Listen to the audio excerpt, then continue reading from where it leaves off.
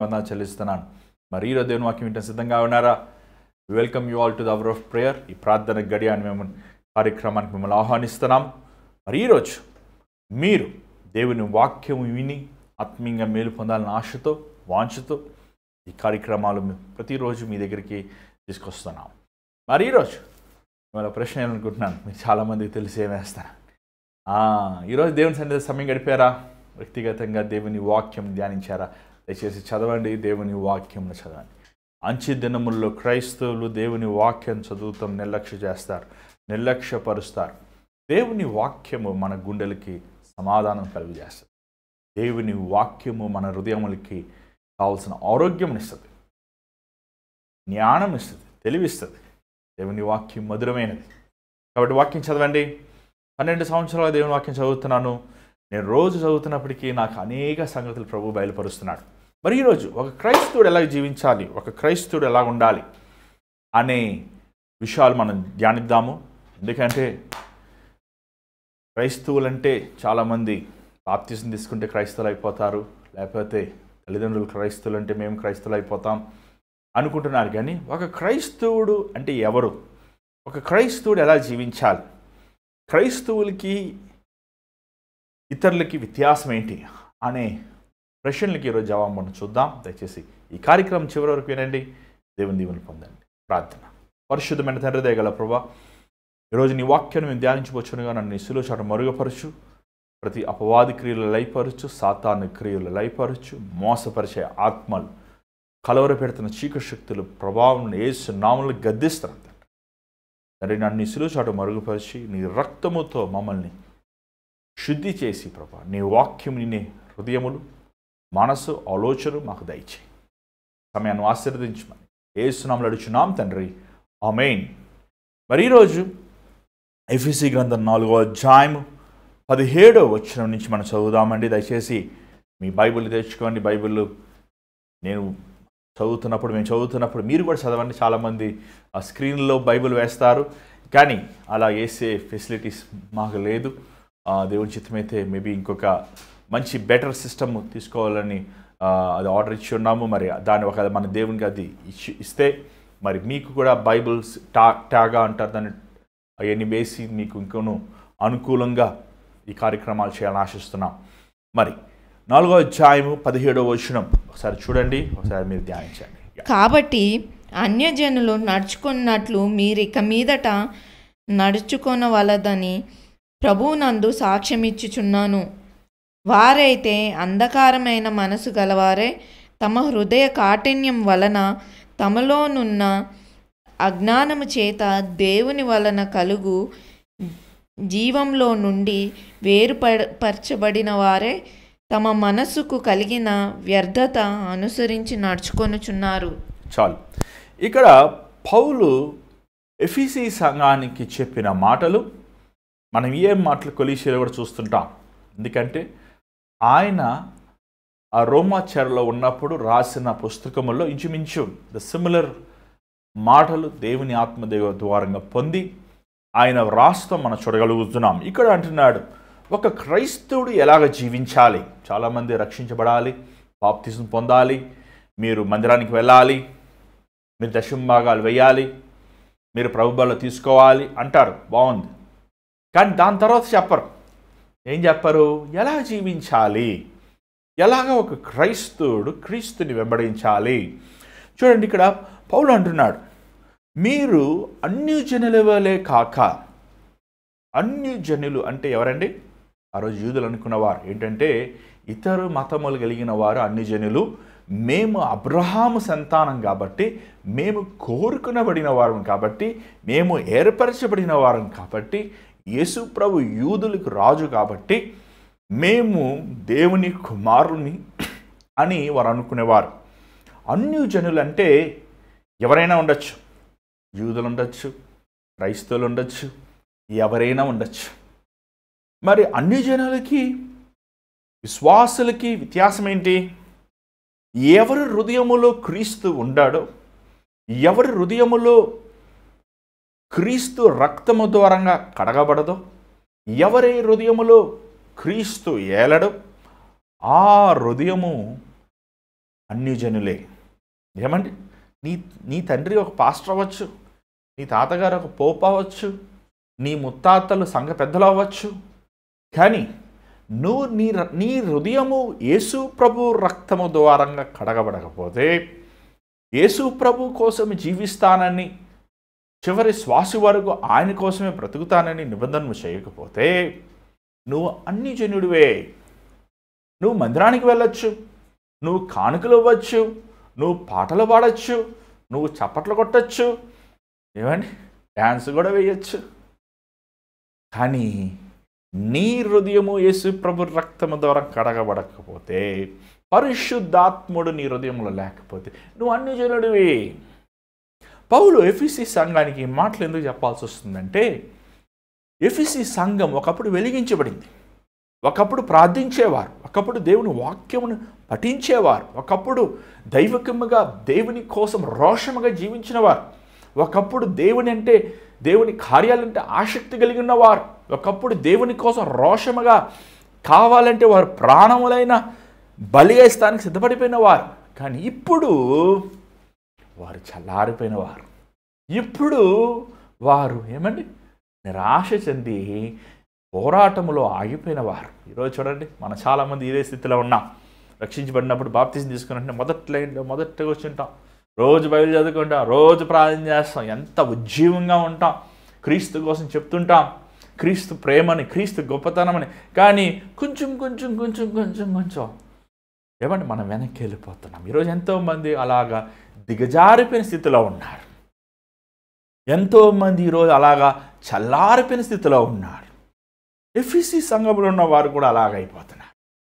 చూడండి, క్రైస్తవ జీవితం మీద ఒక మూమెంట్కి ఒక పాట పాడినప్పుడు కన్నీరు గారుస్తాం, ఏమండి ఒక ప్రసంగం విన్నప్పుడు అయ్యో నేను పాపిని అంటాం, లేకపోతే ఏదైనా ఒక సాక్ష్యం విన్నప్పుడు దేవుడి గొప్ప చప్పట్లు కొడతాం. అది కాదు, నిలకడైన భక్తి, స్థిరమైన భక్తి. స్థిరమైన భక్తి అనేది బయట కనబడదండి. ఒక చెట్టు ఎంత లోతు తన వేరులు వెళ్ళినాయని మనకి ఎలా తెలుసు? అది తవ్వినప్పుడు తెలుస్తుంది. చాలాసార్లు కొన్ని చెట్లు చాలా చిన్నగా ఉంటాయి పైన, కానీ దాని వేరు చాలా బలముగా ఉంటాయి. క్రైస్తవ జీవితం కూడా అంతే. నీ పైరూపమైన భక్తితో, పైరూపమైన వేషభాషణతో, పైరూపమైన ఆచారముతో, పైరూపమైన ఉద్రేకములతో ఈరోజు నిండి ఉంది. కానీ నిజమైన క్రైస్తవుడి జీవితం అంటే ఎలా ఉంటుందంటే, క్రీస్తు అనే బండ మీద నిన్ను హత్తుకుని ఆయన మీద నీ జీవితమును కట్టుకుంటాం. అది కనబడదు, వేరు కనబడదు. వేరు చూడండి, కొన్నిసార్లు బండ మీద అలా ఆరికిపోతాయి, బండలు లోకి వెళ్ళిపోతాయి. నాకు వేరుగా మీరు ఏమీ చేయలేరన్నాడు ప్రభు. నాకు వేరుగా మీరు ఉంటే మీరు నరక వేయబడతారన్నాడు ప్రభు. నేను మీరు నాలో ఉన్నప్పుడు మీ ఆనందము పరిపూర్ణమవుతుందని యోహాను 14వ అధ్యాయం 15వ అధ్యాయంలో మనం చూస్తున్నాం. ప్రియమైన దేవుని బిడ్డలారా, పౌలు ఇదే మాట అంటున్నాడు, మీరు అన్యజనుల వలె ఆలోచించక. ఫస్ట్ ఒక వ్యక్తి దిగజారిపోయేటప్పుడు ఎలా దిగజారిపోతాడంటే అండి, తన ఆలోచనలో అపవాది కొడతాడు. అంతవరకు ప్రార్థన చేసుకుంటారు, అంతవరకు దేవుని వాక్యం చదువుతాడు, అంతవరకు యేసు ప్రభువే దేవుడు అంటాడు, అన్నీ చేస్తాడు. టక్కున ఏమైపోద్దంటే తన ఆలోచనలో సాతాను చోటిస్తాడు. ఆలోచన ఎలాగ ఉంటాయి తెలుసా అండి? ఆలోచనలు విశ్వాసులకి కృంగిపోయిన ఆలోచనలు వస్తుంటాయి. ఇంత ప్రార్థన చేస్తున్నా, ఇంత బైబిల్ చదువుకుంటున్నా, దేవుని కోసం ఇంత యథార్థం ఉన్నా, వాడు మోసాలు చేస్తున్నాడు, అన్యాయం చేస్తున్నాడు, వాడు దొంగతనం వాడు బాగున్నాడు, నేను బాగాలేదే. ఆలోచనలు. ఒక క్రైస్తవుడి జీవితంలో ఉండే ఆలోచనలు జాగ్రత్త కాపాడుకోవాలి. నీ ఆలోచనలు జాగ్రత్తగా ఉన్నప్పుడు నీ విశ్వాసము జాగ్రత్తగా ఉంటుంది. చాలాసార్లు నా ఆలోచనలే కదా, ఒక స్త్రీ వెళ్తున్నప్పుడు, ఒక పురుషుడు వెళ్తున్నప్పుడు, ఏమంటే ఒక మోహపు చూపు లేకపోతే ఆలోచనలు, మనం పాపం చేసినప్పుడు కూడా ఏమంటే దేవుని ఆత్మను మనం దుఃఖపెడుతుంటాం. చూడండి ప్రియమైన దేవుని బిడ్డలారా, ఈరోజు నువ్వు రక్షించబడ్డాక, మారు మనసు పొందాక, క్రీస్తుతో పాటు చివరి శ్వాస వరకు నేను జీవిస్తానని తీర్మానం చేసుకున్నాక, ఎందుకు నువ్వు మరలా వెనక్కి వెళ్ళిపోతున్నావు?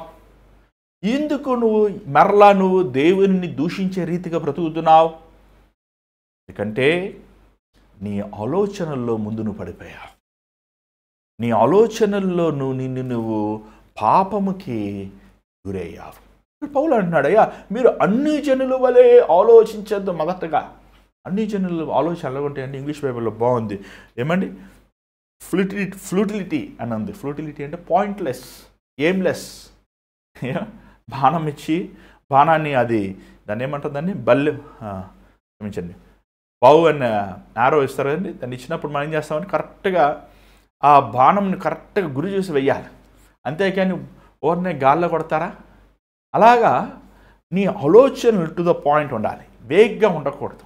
చాలామంది ఏమండి ఊహించుకుంటుంటారు, బైక్ ఉంటే నాకు బాగుంటుంది కదా అండి. అది ఏమని తప్పేమీ లేదు, మంచి బైక్ బాగాలే ఉంది బైక్, ఈ బైక్ నాకుంటే బాగుంటుంది. ఇంటికి వెళ్తాం, ఇంకా అన్నం తిన్నప్పుడు ఆ బైకే గుర్తా, సరే నాకు ఈ బైక్ లేదే, పక్కింటోడికి ఉంది, నా జీవితము వేస్ట్ ఏమండి. ఇంక స్టార్ట్ అయింది. ఆ రోజు నీ ఇలా సాతానుడు ప్రవేశిస్తాడు. ఏమండి మనం ఆలోచనలు ఇతరులను మనం పోల్చుకుంటున్నప్పుడు ఇతరులతో ఉన్న వస్తువులు, దేవుడు నీకు బైక్ ఓపెన్ 2 కాళ్ళు ఇచ్చాడు. కాళ్ళు ముఖ్యమా, బైక్ ముఖ్యమా? కుంటివారు ఎంతమంది కుంటివారు ఉన్నారు తెలుసా ఈ లోకంలో? ఎంతమంది వీల్ చైర్లో ఉన్నారు తెలుసా? నువ్వు అనుకున్న చోట నడవాలనుకున్నప్పుడు నీకు బైక్ ఎందుకు అసలు? నీకు దేవుడిచ్చింది, ఖచ్చితంగా నువ్వు దేవునిచ్చిన స్తుతించినప్పుడు దేవుడు నీకు ఇస్తాడు. అది కూడా ఎందుకు ఇవ్వడు? ఇంత ఇచ్చినవాడు ఇవ్వడా? ఇంత చేసినవాడు చేయడా? ఇంత ఆశీర్వదించిన వాడు దేవుడు ఇంకా నీకు ఇవ్వరా? కానీ మన ఆలోచనలలో గురిలేని ఆలోచన. చాలామంది ఏం చేస్తున్నావయ్యా, ఏం చేయాలో ప్రార్థన చేస్తున్నానన్నాడు. ఎన్ని సంవత్సరాలు ప్రార్థన చేస్తావయ్యా? 1 సంవత్సరం అయిపోయింది, 2 సంవత్సరాలు అయిపోయింది, 3 సంవత్సరాలు ఇంకా ప్రార్థన చేస్తున్నా. పెళ్లి చేసుకోవయ్యా అంటే ప్రార్థన చేస్తున్నానన్న. అంటే ఏంటి ప్రార్థన అంటే ఏంటి నాకు అర్థం కాలే. ఏమంటే చాలామందికి మీరు ప్రార్థన చేస్తున్నారు, ఏం చేయమంటారా? వద్దంటే ఏం చెప్తాం? అవునండి దేవుని చిత్తం వెళ్ళండి, వద్దండి దేవుని చిత్తం కాదని చెప్పేస్తాను. మీకు చెప్తున్నాం కదా, ఎవడిచ్చిన వరం బట్టి ప్రభు బట్టి చెప్తున్నాం.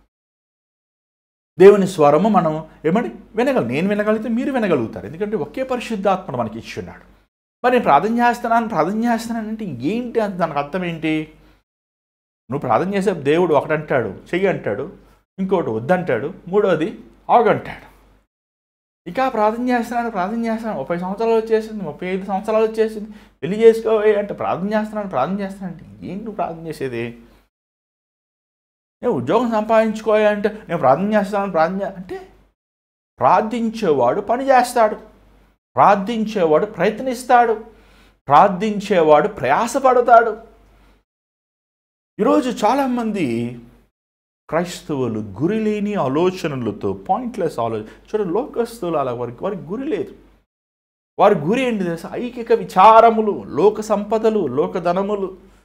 కానీ వారు వెర్రివారు, ఎందుకంటే వారు ప్రాణము ఈ లోకము విడిచిపెడితే వారికి నిత్యమైన పరలోకములని స్థానం లేదు. కానీ నీకు నాకు దేవుడు తన విస్తారమైన కృప ద్వారంగా, శాశ్వతమైన ప్రేమ ద్వారంగా మనకి నిత్యమైన రాజ్యం ఇచ్చి ఉన్నాడు. వారికి లేని మనం చూసుకొని కృంగిపోతున్నాము, కానీ మనకు ఉన్నది దేవుడు ఏమి ఇచ్చాడు? తన్ను తానే కలువరి సిలువలో రిత్తుండుగా మన పాపముల కోసం అప్పచెప్పుకున్నాడు. ఈరోజు నీకు నాకు విమోచన ఉంది. యేసు నామమును నమ్మిన ప్రతి ఒక్కడికి రక్షణ ఉంది. నీకు దేవుడు ఇచ్చిన రక్షణని నువ్వు అంత చులకనగా వస్తువులతో చులకనగా చూస్తున్నావే. ఎన్ని పౌలు చెప్తూ 18వ వచనం చూడండి అంటున్నాడు. 18వ వచనం ఒకసారి చదవండి దయచేసి.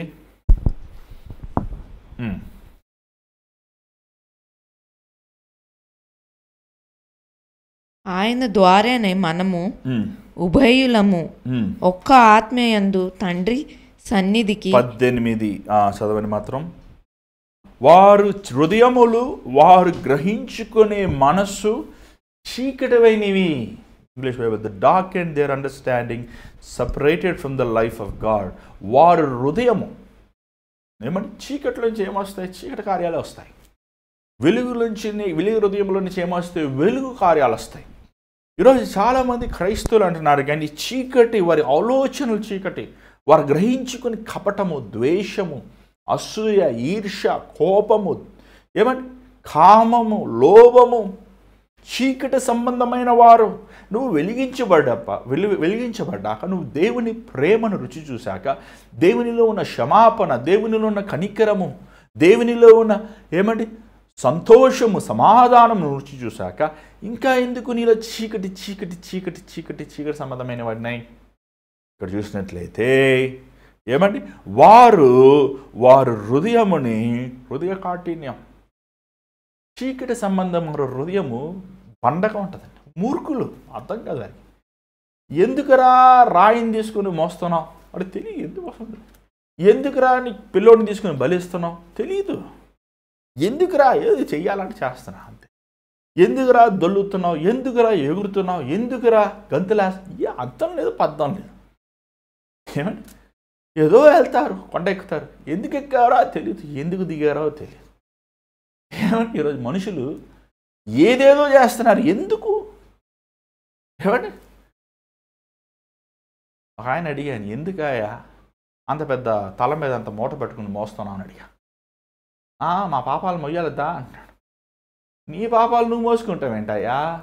నీ పాపములు యేసుప్రభు మోసాడు, నీ అతిక్రమములు నీ దోషములు యేసుప్రభు మోసాడు.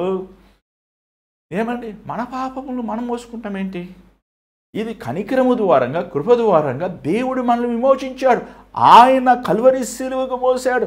గొల్గొతా అనే కొండ మీద మన అతిక్రమములు, మన దోషములు, మన అపరాధములు, మన వ్యసనములు, మన వ్యాధులు, మన బాధలు, మన మరణము, మన నరకము ఆయన మోసాడండి. చీకట్లో ఉన్నవాడు అర్థం కాదు. చీకట్లో ఉన్నవాడు అనుకుంటాడు నేను ఒక నీతి కార్యాలు చేస్తాం వల్ల నేను రక్షణను సంపాదించుకుంటానని. అలా సంపాదించుకుంటావు రక్షణ? నువ్వు దొల్లితే మాత్రానా, లేకపోతే కత్తెచ్చి నిన్ను పొడుచుకుంటే మాత్రానా, లేకపోతే 10 మందిని పొడుస్తూ మాత్రానా దేవుడు క్షమించేస్తాడా? ఏంటి ఆ వెరితనం? అర్థం చేసుకోలేరు. ఎందుకంటే వారు హృదయము బండ అయిపోయింది కాబట్టి. పౌలు అంటున్నాడు ఒకప్పుడు మీరు అలా ఉన్నారయ్యా, కానీ దేవుడు తన విస్తారమైన కృపను చూపించి తన పరిశుద్ధాత్మ ద్వారంగా మీ హృదయముల్ని బద్దలగొట్టాడు. మీ రాతైన హృదయముని తీసివేసి మాసమైన హృదయం ఇచ్చాడు. చూడండి, దిస్ ఇస్ నాట్, ఇది చాలామంది అనుకుంటారు యేసుప్రభుని నమ్ముకుంటామంటే అంత సులభం కాదండి. ఈ భాగ్యం కోట్ల స్వర్గుడికి కూడా లేదండి, ధనవంతులకు లేవు, అధికారులు. ఈరోజు నువ్వు యేసుప్రభుని కలిగి ఉంటే, నీకు యేసుప్రభు నిజమైన దేవుని నువ్వు చెప్పగలిగితే, నీ హృదయంలో రక్షణ ఆనందాన్ని సంతోషాన్ని నువ్వు అనుభవించగలిగితే, నీకంటే సంతోషమైన వాడు, నీకంటే ధన్యుడు, యోగ్యమైన వాడు ఎవడు లేడండి. ఎందుకంటే దేవుడు మనల్ని కోరుకున్నాడు. ఇంతమంది జనంలో నువ్వు నిజమైన దేవుడు యేసుప్రభుకి సాగిలపడి ప్రార్థన చేయగలుగుతున్నావంటే అది కేవలము ఆయన మన వైపు కృప చూపించాడు. దేవుని ఎరగనప్పుడు, చీకట్లో వెళ్తున్నప్పుడు ఆయన వెలుగు మన వైపు ప్రకాశింపజేశాడు. ఏమంటే పౌలు అంటున్నాడు, అయ్యా మీరు ఒకప్పుడు అలా ఉన్నారు, ఇప్పుడు మీరు వెలిగించబడినవారు, ఇప్పుడు దేవుని ప్రేమను మీరు తెలుసుకునేవారు, దేవుని కనికరము మీరు తెలుసుకునేవారు. 19వ వచనం చదవండి దయచేసి. వారు సిగ్గులేని వారై ఉండి నానా విధమైన అపవిత్రతను అత్యాశతో జరిగించుటకు తమ్ము తామే కాముకత్వముకు అప్పగించుకొనిరి. ఎలా ఉన్నారు? కామము. అన్ని జనులకి కామం. ఒక పెళ్ళి విడాకులు ఇచ్చి ఇంకో పెళ్లి చేసుకున్న సర్వసాధారణం. 10 మందితో తిరుగుతాం సర్వసాధారణం. అరే నాకు భర్త ఉన్నాడు, నా భార్య ఉన్నాడే, ఏమండి చెప్పండి, సర్వసాధారణం. అదేమో తప్పేముంది? ఇది ఫ్యాషన్. ఏం ఫ్యాషన్? మొగుడిని వదిలేసి, లేదా నీ భార్యని వదిలేసి, నీ భర్తను వదిలేసి పరాయ వ్యక్తితో తిరుగుతాం ఫ్యాషనా? పెళ్ళి కాకుండా అబ్బాయిలు అమ్మాయిలు లేకపోతే అమ్మాయిలు అబ్బాయిలు యవనస్తులు లైంగిక సంబంధం కలిగి ఉంటాం ఫ్యాషనా? తాగుతాము, సిగరెట్లు తాగుతాము, ఏమండి గంజాయి కొడతాము, డ్రగ్స్ కొడతాము, ఫ్యాషనా? ఇది ఫ్యాషన్. ఇది చూడండి, ఆ నైట్ క్లబ్స్ చూడండి, దిగేది పెద్ద పెద్ద కార్లో దిగుతుంటారు వాళ్ళు. ఆ సగం బట్టలు వేసుకొని దిగేది ఎప్పుడేమో ఇలా ఉంటారు. ఏమండి బాబా భయంకరం ఫ్యాషన్. మనశ్శాంతి లేదు. ఒకప్పుడు మీరు కామముతో ఉన్నారు, ఒకప్పుడు మీరు అపవిత్రతో ఉన్నారు, ఒకప్పుడు మీరు ఏమండి గ్రీడీ ఏమన్నా తెలుగులో అత్యాశ. ఈరోజు ప్రతి ఒక్కడికి అత్యాశ. 10 కోట్లు ఉంటే చాలు, ఇంకో కోటి కావాలంటాడు. ఏమండి 2 ఇల్లు ఉంటే సరిపోదు, ఇంకొక ఇల్లు కావాలంటాడు. 10 రూపాయలు జోబులు ఉంటే సరిపోదు, ఇంకా కావాలి, ఇంకా పిచ్చో వెర్రివాడ. దేవుడు అంటున్నాడు, ఓ వెర్రివాడా, ఈరోజు నీ ప్రాణముని తీసేస్తే ఏం చేసుకుంటావు? అత్యాశ ఈరోజు మనుషులు తృప్తి లేదండి. ఎంత ఇచ్చిన దేవుడు, ఎంత దీవించినా ఇస్తూనే ఉన్నాడు. ఇస్తూనే ఏమిచ్చావు, నాకేం చేసావు, నన్ను ఏం చేసావు అంటున్నావు. కానీ నిన్ను దేవుడు దీవించిన విధం చూసినట్లు ఎంత గొప్పది. దేవుని బిడ్డలారా, జాతి వినండి. అత్యాశ, క్రైస్తవులు అత్యాశ ఉండకూడదు. నీకు దేవుడు ఇచ్చినప్పుడు నువ్వు ఇవ్వి, పంచు. నీకు ఎంతగా దేవుని దీవిస్తారు అంతగా నువ్వు దేవునికి ధారాళంగా ఇవ్వి. ఏమండి, దేవుడిని చూడండి, సేమ్ వెరీ గుడ్ ఎగ్జాంపుల్ ఏంటంటే, రైతు తన చేతులు ఆ గింజల్ని, ఆ ఎందుకుల గింజలు ఖరీదు ఎక్కువ ఉన్నాయి అంటాడా? ఆ గింజలు ఎంత కొనుక్కుని వస్తాడు, ఎంత ఖరీదని కొనుక్కుని వస్తాడు. కొనుక్కొని ఏం చేస్తాడు? ఒక్కొక్కటి లైన్లో పెడతాడా భూమిలో, విసిరేస్తుంటాడు. అవి వస్తాయా లేవా అని ఆలోచించాడు, విసిరేస్తాడు. దేవుడు నీకు ఇచ్చినప్పుడు దేవుని రాజ్యం కోసం విసిరాయి, దేవుని నామం కోసం విసిరాయి, దేవుని సేవ నిమిత్తం విసిరాయి, దేవుని సువార్త పరిచర్య కోసం విసిరాయి. ఏమండి, అది నూరంతలు ఫలిస్తుంది. అది నీకు అభివృద్ధి పొందుతుంది. యజమానుడు తోటలోను ఏమండి దాని ఉద్దేశం నెరవేరుతుంది. ఈరోజు మనుషులు ఏమంటే స్వార్థప్రియులుగా ఉన్నారు. దయచేసి 20వ వచనం చదవండి. అయితే మీరు యేసును గూర్చి విని ఆయన యందలి సత్యము ఉన్నట్టుగానే ఆయన యందు ఉపదేశింపబడిన వారైన ఎడల మీరలాగు క్రీస్తును నేర్చుకొనువారు కారు.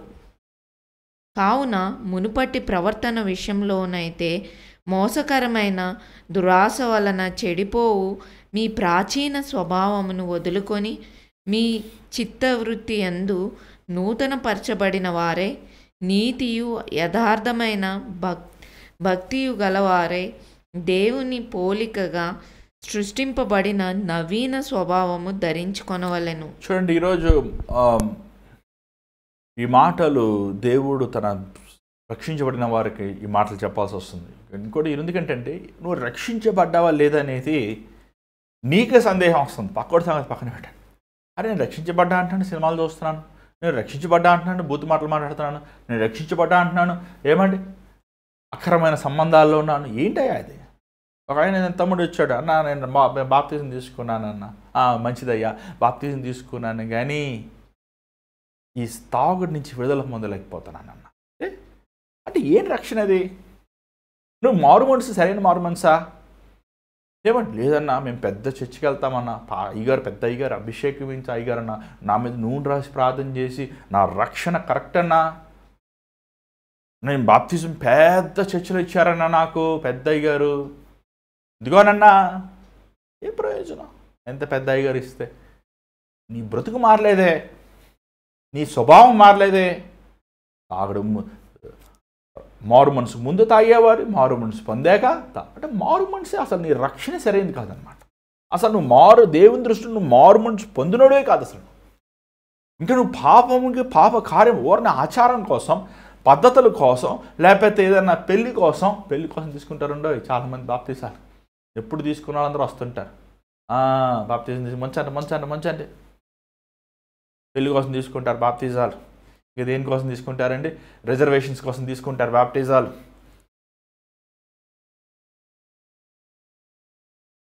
నీ ప్రాచీన స్వభావం, నీ పాత స్వభావం మారిందా? బతుకు మారిందా? మారలేదే. ప్రాచీన స్వభావము, నీ పాడైపోయిన స్వభావం, ప్రాచీనమైన స్వభావం పోవాలండి.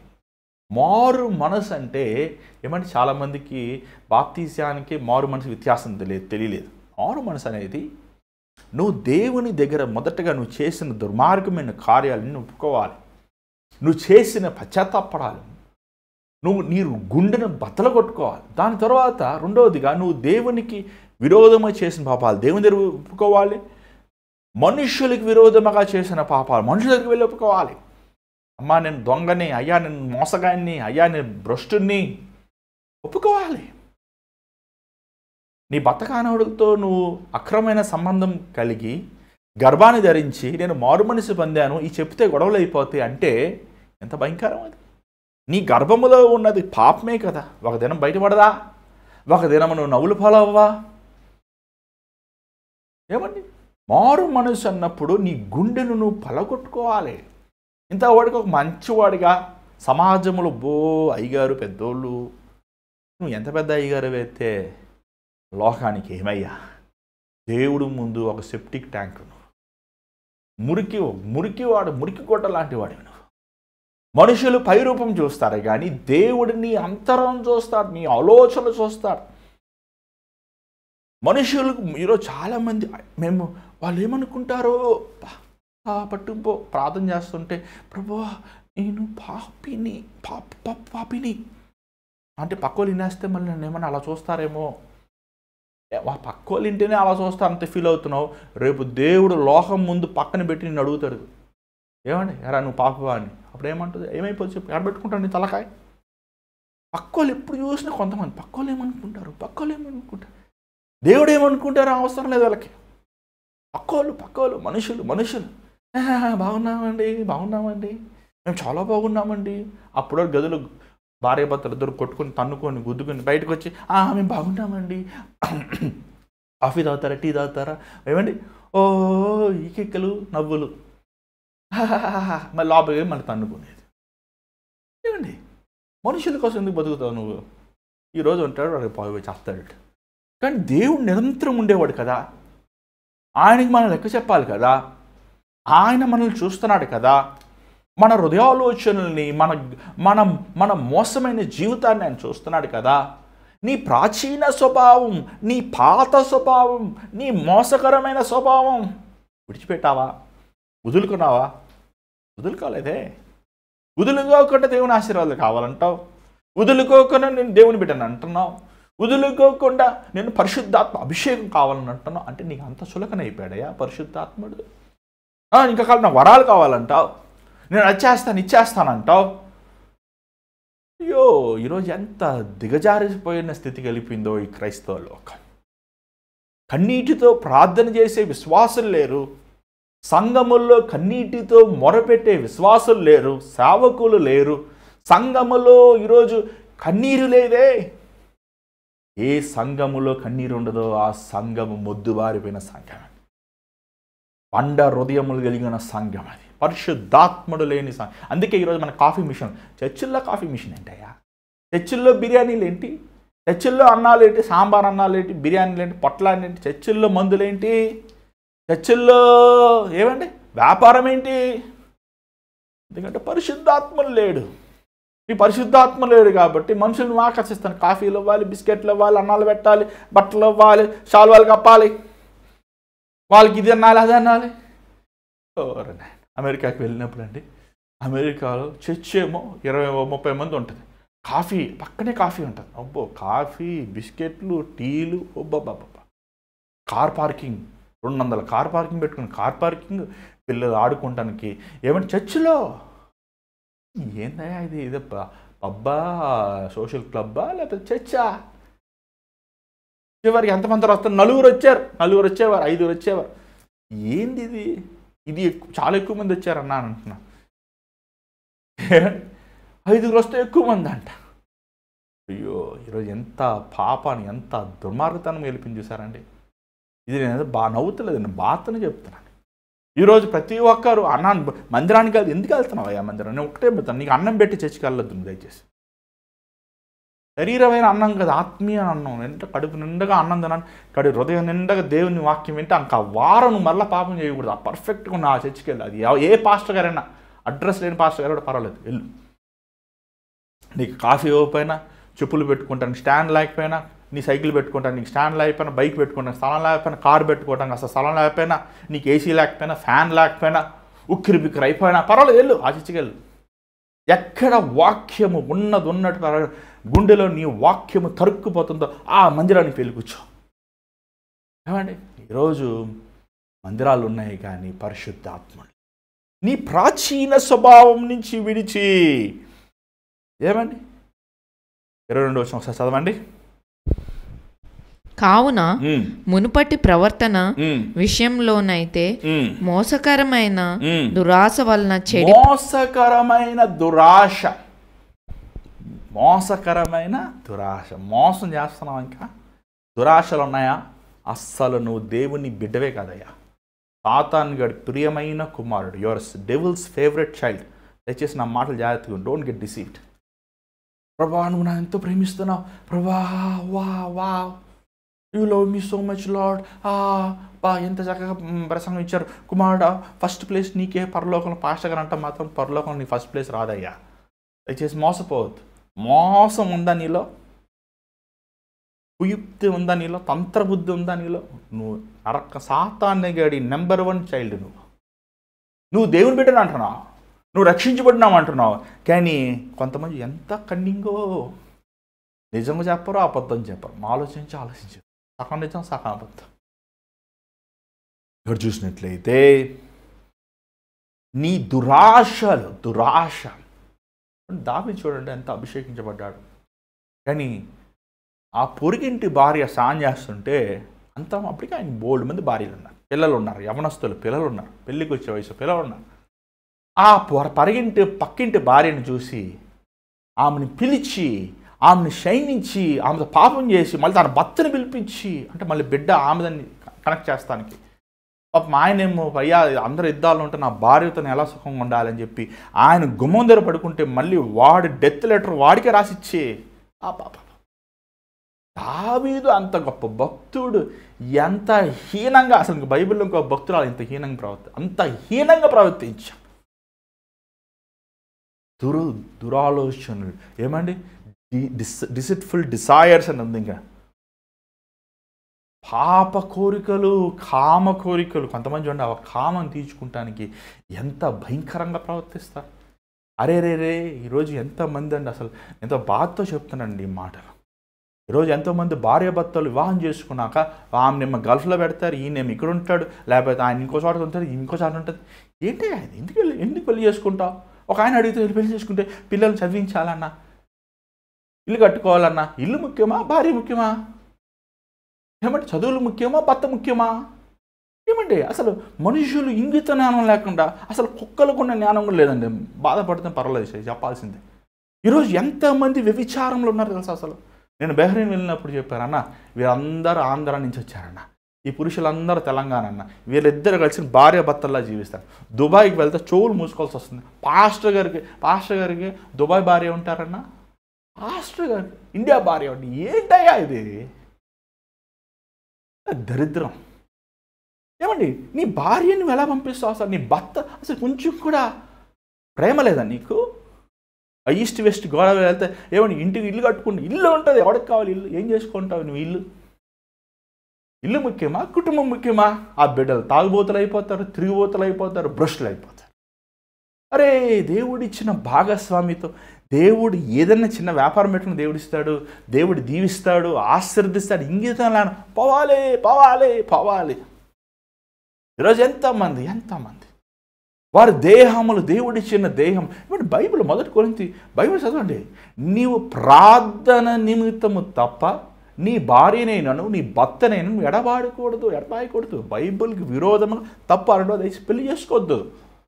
నీ చేసుకుంటా పెళ్ళి అంటే పెళ్ళికి అర్థమే లేదే. ఇదేమన్నా మనం ఏమన్నా కుక్క చేత అంటే పిల్లలు కనేసి అలా చూసుకుంటానికి. ఆఫ్రికా వెళ్ళినప్పుడు అలాగే ఉంది. ఆ పాస్టర్ గారు చెప్పారు, ఆఫ్రికా పాస్టర్ గారు చెప్పారు, ఏమండి ఇక్కడ పెళ్ళిళ్ళు ఉండవండి, ఇక్కడ మా చర్చిలో చెప్తున్నాం పెళ్లి చేసుకోరు. ఈ ఆడవాళ్ళు ఎంతమంది తిరుగుతారో ఎవరు ఎంతమంది వాళ్ళు చూసుకుంటారు. ఎవరు వాళ్ళకి తండ్రి ఎవరు కూడా తెలియదంట. అది ఆఫ్రికా. సరే వాళ్ళు కొండజాతి మనుషులు, వాళ్ళకి ఏమి తెలియదు. సరే మన భారతదేశంలో ఏంటిది? ఇంత శ్రేష్టమైన దేశంలో ఈరోజు ఇంకా క్రైస్తవ లోకంలో ఏంటిది? బైబిల్కి విరోధం కదా. నీ ప్రాచీన స్వభావం విడిచిపెట్టు. డబ్బు కోసం ఏమైనా చేస్తా. అలాంటి వాళ్ళు చూస్తే బహు చీప్, నాకు అసహ్యం పడుతుందండి. నీ డబ్బు కోసము నీ బిడ్డల్ని తాకట్టు పెడతావా? డబ్బు కోసము ఏమంటే నీ కుటుంబాన్ని నువ్వు తాకట్టు పెడతావా? నరకానికి పంపిస్తావా? ప్రియమైన దేవుని బిడ్డలారా, ఆలోచించండి. ఇప్పటికైనా మీ ప్రవర్తన, నీ ప్రాచీన స్వభావాన్ని మార్చుకోండి. నవీన స్వభావం, నూతన స్వభావం. ఏమంటే పాత వ్యక్తికి కొత్త వ్యక్తికి వ్యత్యాసం ఉంది బైబిల్లో. నీకు లేకపోతే అందరికి లేదనుకోవద్దు దయచేసి. ఒకప్పుడు తాగుబోతులుగా ఉండేవారు, ఒకప్పుడు వ్యభిచారులుగా ఉండేవారు, ఒకప్పుడు భ్రష్టులు ఉండేవారు, ఒకప్పుడు దుర్మార్గులు.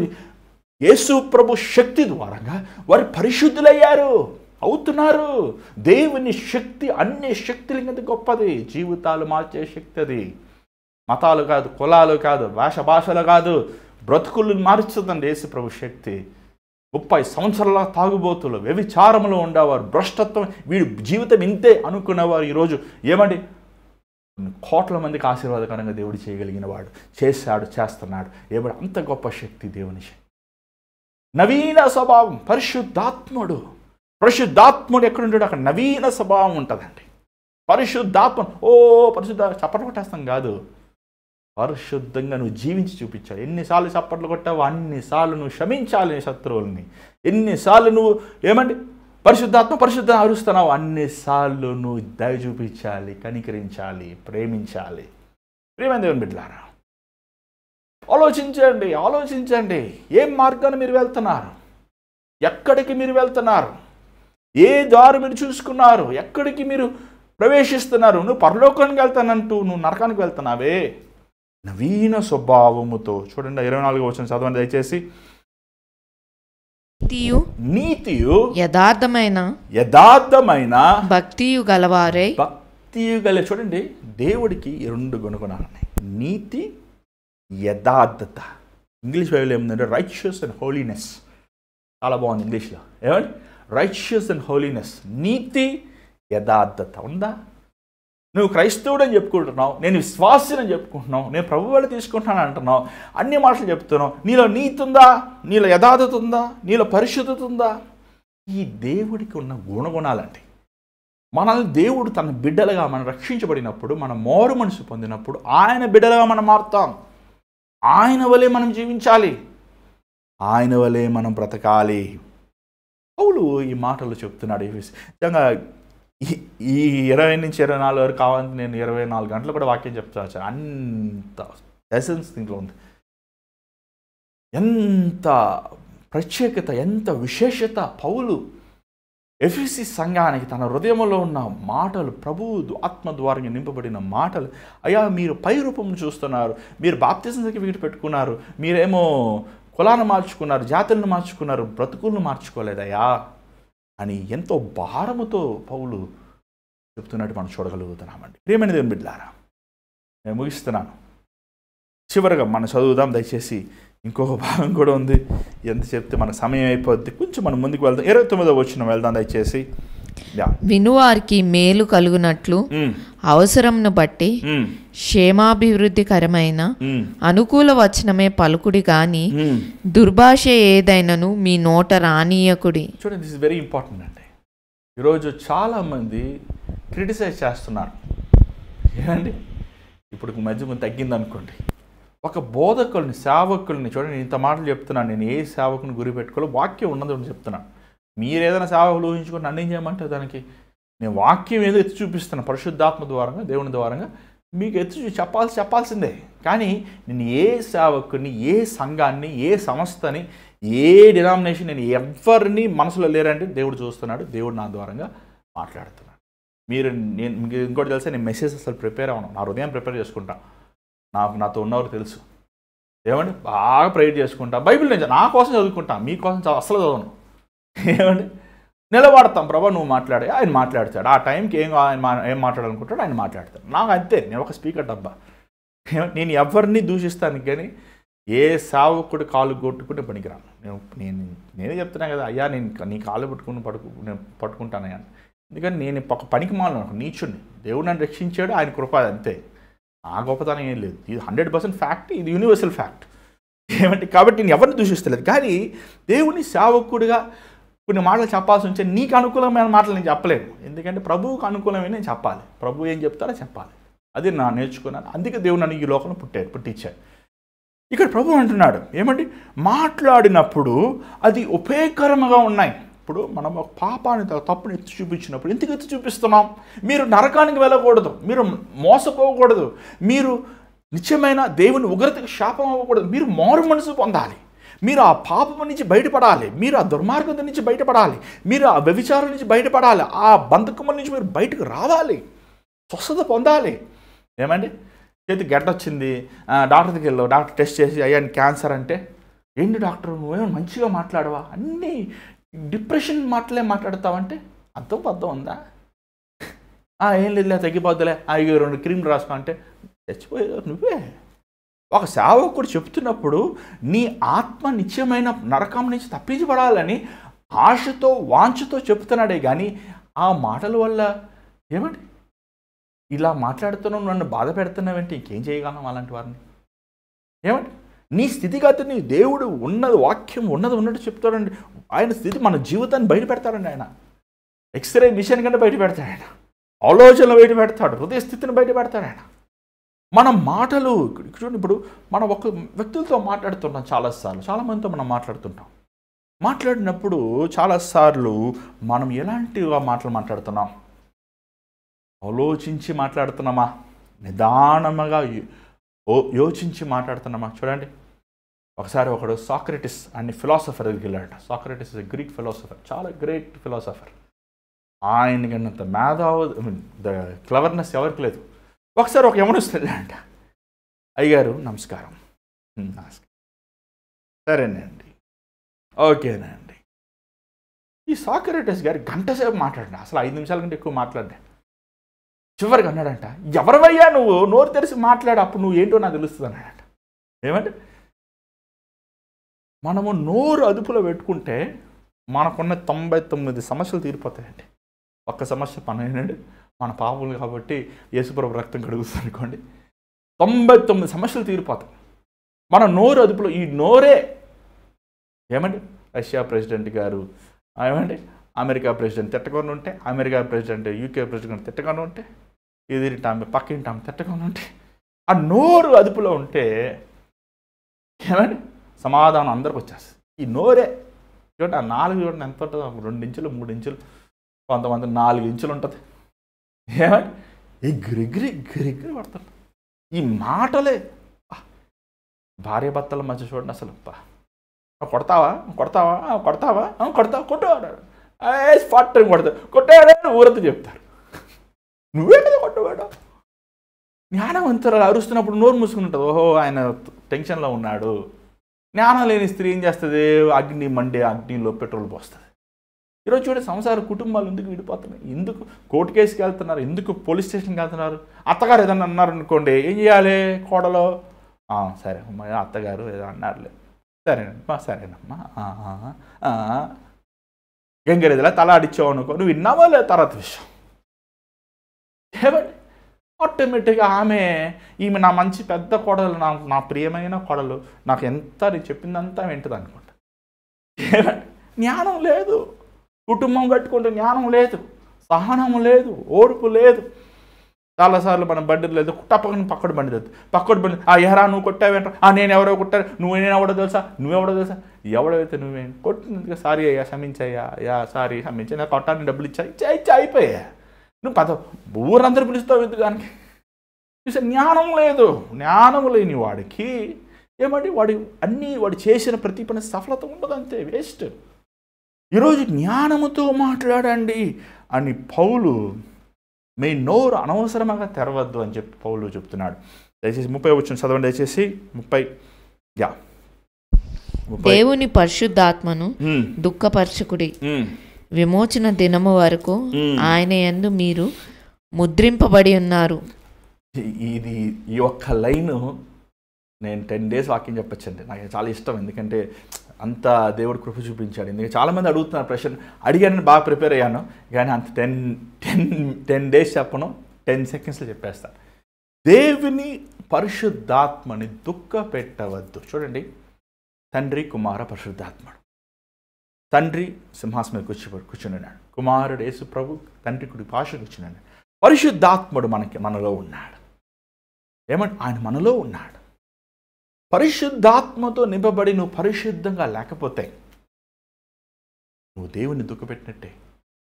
ఏమండి నువ్వు పరిశుద్ధాత్మ నింపడు, అయ్యా వెళ్తున్నావు, చర్చికి వెళ్తున్నావు, అయ్యారంటే నాకు పరిశుద్ధాత్మ కావాలి, అయ్యా ప్రభా బిడ్డను పరిశుద్ధాత్మ నింపయ్యా, దేవుడు వచ్చాడు, ఇంటికి వెళ్ళావు, సాయంకాలం సినిమా చూస్తున్నావు, ఎవరు చూపిస్తున్నావు సినిమా?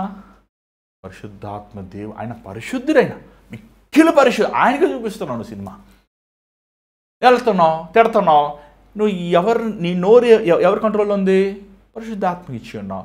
పరిశుద్ధాత్మ నోరుతో నేను తిడుతున్నావు. ఎంత భయంకరం అండి అది. పరిశుద్ధాత్మను దుఃఖ పెట్టద్దంటే పరిశుద్ధంగా నువ్వు జీవించకపోతే దేవుని ఆత్మను దుఃఖం పెట్టినట్టే. దేవుని కార్యములు సాతాను కార్యాలు అంటాము. దేవుని ఏమన్నా ఆ రోజు పరిశీలు శాస్త్రులు పొద్దులేతే బైబిలే బైబిల్ బల బల బల బల బలు బల బల బల బల పాప ఏం భక్తులు రా మనం అనుకుంటాం. ఏమంటే బైబిల్ పట్టుకుని బాగా చదివే చదువు చివరికి యేసుప్రభు ఏమన్నాడు? యేసుప్రభు నువ్వు దెయ్యం అన్నాడు. ఏం చదువుతున్నారా నువ్వు? బైబిల్ ఇంత చదువుతున్నావు. బైబిల్లో ఉన్న ప్రతి లెటర్ యేసుప్రభు గురించే కదా రాయబడి. అంతే.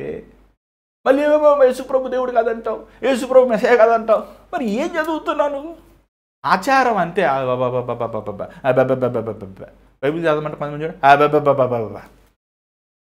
ఇది ఏమండి అర్థం పద్ధం లేని మాటలా?